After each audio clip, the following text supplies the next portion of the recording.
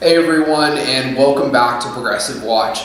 So today in the world, another armed black person was murdered by a Caucasian cop. Now this is a little bit different than in previous cases because this armed black person did have a handgun on him, but as the report stipulates, the St. Louis County Police Report alleges that the unarmed black person, who was white, allegedly fired 3 shots after Martin drew a handgun.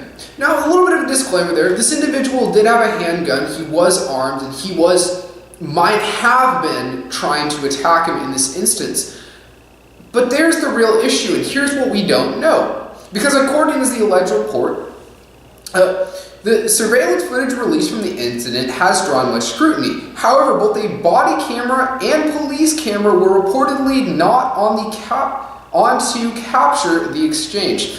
So the dash camera and the body camera of the police officer were not on at the time. And just for everyone who hasn't watched the video, it's very hard to tell what is actually occurring during the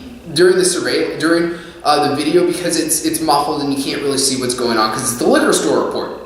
But what information we would have gotten would have been much more clear if we had the body camera and we had the dashboard camera. That just further adds scrutiny because the police officers are supposed to have it on at all times, but especially in the evening when there aren't nearly as many witnesses, especially during a time like this. Which makes it ever more odd that it's so convenient for him to have it off at the very time he kills someone. Now, the police chief went on to say that mistakes were made, yada, yada, yada, but it wasn't exactly his fault, so more of the same is coming out of the region. We don't know all the facts yet, but all we can say is it's much the same. If there was a white person here in the place of this African American, what would have occurred? Well, 90% of the time, that white person would have lived. You see, there's strong systemic issues that are occurring throughout the police force. When they don't treat African Americans with the same respect they treat Caucasians, they treat them as inferior and they talk to them and they commit actions such as this. These are not isolated incidences. I mean, it's been reported on the news often, but if you really want to get into the cold, hard facts, once every 28 hours, an African American is shot and killed.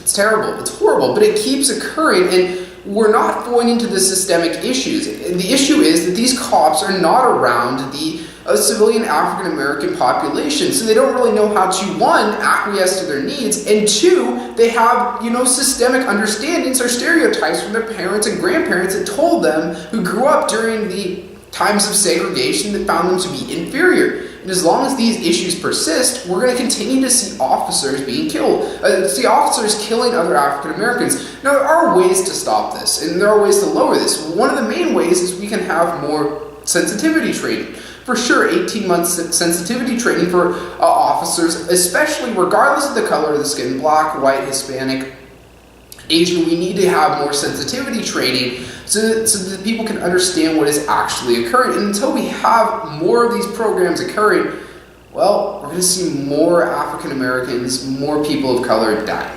Thank you.